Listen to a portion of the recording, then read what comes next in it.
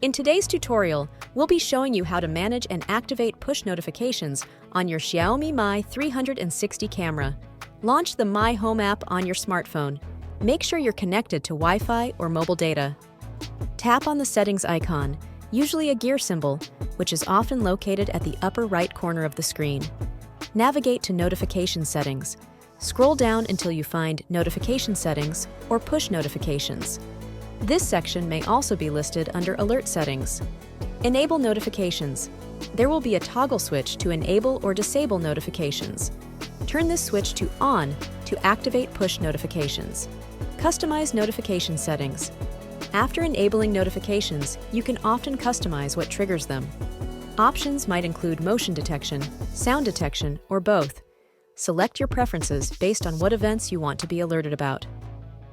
Set notification schedule. Some apps allow you to schedule when to receive notifications. This can be useful if you only want to be alerted during specific hours or days. You've just learned how to manage and activate push notifications on your Xiaomi Mi 360 camera.